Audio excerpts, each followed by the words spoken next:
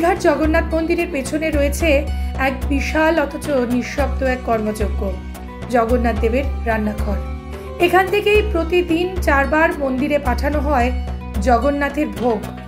রান্নার এই প্রক্রিয়া শুরু হয় রাত থাকতেই, রাত 3টে থেকেই, কারণ সকাল 4:30 দেবতার প্রথম ভোগ নিবেদনের আগে সমস্ত প্রস্তুতি শেষ করতে হয়। এই পবিত্র রন্ধনশালায় কাজ করেন প্রায় 16 জন পুরুষ সেবায়েত ও 20 জন মহিলা সহযোগী। এদেরই একজন মুম্বাই থেকে আসা রান্নার সেবায়েত তমাল গোবিন্দ দাস, যিনি বললেন, আমাদের এটা জয় জগন্নাথ ধামের এটা কিচেন। আমরা এখানে প্রতিদিন 3-4 রকম 4 টাইম রান্না করা হয়, সকালে, দুপুরে, রাত্রে 2 রকম রান্না হয়। আর আমাদের রাজভোগটা 15 রকম আইটেম করা হয় রাজভোগটা। আর যখন আমাদের ফেস্টিভ্যাল হলে আমাদের তখন আমরা সাপোর্ট ভোগ তৈরি করি এটাকে। আর এমনি আমাদের সকালে রান্না হয় 2টো সবজি, পুরি, চাপাতি, 2 রকম সুইট অ্যান্ড রাইস অ্যান্ড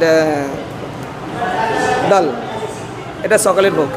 ফির আমাদের রাজভোগ 15 আইটেম হয়, যেটা 5 রকম ভাজি আছে, যেরকম একটা শুকা ভাজি আছে, একটা পনির ভাজি আছে, যেরকম 5 রকম একটা সবজি রান্না করে এইভাবে।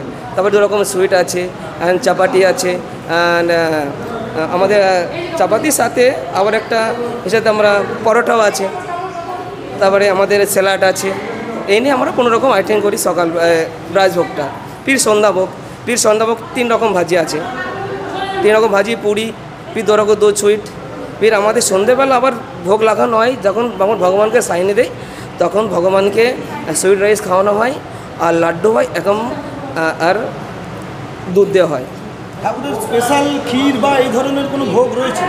ইয়েস, ঠাকুরের স্পেশাল ক্ষীর তখন রাজভোগ সন্ধ্যাবেলা হয়। আর তারপরে যখন ভগবানকে জাগানো হয় 4টের সময়, 4:30 সময়কে একটা ভগবানকে সুইট রাইস খাওয়ানো হয়, এটা স্পেশাল সুইট রাইস ভগবানকে দেওয়া হয়। অপর সেবায়েত শ্রীনিবাস ঠাকুর জানালেন, করে ধুতি জামা কাপড় ছেড়ে ধুতি পাঞ্জাবি পরে এবং তিলকার্নি করে আসতে হয় এখানে, কারণ অন্য জামা কাপড় পরে কিচেনে আসারও নিয়ম নেই। তো এটা ভগবানের যে কোনো জগন্নাথের জন্য ভোগের জন্য, তাই জন্য বিনা ধোয়া জামা কাপড় না পরে আসা হয়, যেন ধুয়ে জামা কাপড় পরিচ্ছন্ন হয়ে ভোগ রান্না করা হয়। এই রান্নার কাজে গুরুত্বপূর্ণ ভূমিকা পালন করেন মহিলা সেবায়েতরা। 3টি শিফটে ভাগ হয়ে তারা সারাদিন আনাজ কাটা, হাঁড়ি ধোয়া, মেঝে পরিষ্কার, প্যাকিং সহ নানা কাজে ব্যস্ত থাকেন। মহিলা সেবায়েতদের একজন বললেন, 3টে শিফট থাকে, ওই শিফটে যে যা চলে যায়, 5টায় এলে চলে যায়, 2টা 3টায় যায়, আবার 3টায় এলে রাত 8টায় যায়। কতজন আপনারা এখানে এরকম থাকেন? আমরা আছি 15-20 জন মতন আছি। না, নিয়ম আছে, প্রতিদিনই আপনারা? হ্যাঁ, প্রতিদিন আসি। আপনারাও তো এই ভোগ খান? হ্যাঁ, আমরা সেবার পরে ভগবানের কাছে লাগানোর পরে আমরা প্রসাদ পাই। প্রতিদিনের 53 ভোগ থেকে শুরু করে বিভিন্ন উৎসবে বিশেষ মেনু রাধা হয় এখানে। রথযাত্রার সময় 1 সপ্তাহ ধরে বিশেষ ভোগ রান্না করা হবে এবং এই ভোগ দীঘা শহরের হাজার হাজার দর্শনার্থীদের মধ্যে বিতরণ করা হবে। এই পবিত্র রান্নাঘর শুধু একখানা ভোজনালয় নয়, এটি এক অপার আধ্যাত্মিক কর্মস্থল। এখানে শুধু খাবার রান্না হয় না, বরং নিবেদন করা হয় প্রার্থনা, নিষ্ঠা ও ভক্তির স্বাদে মাখা এক একটি পদ।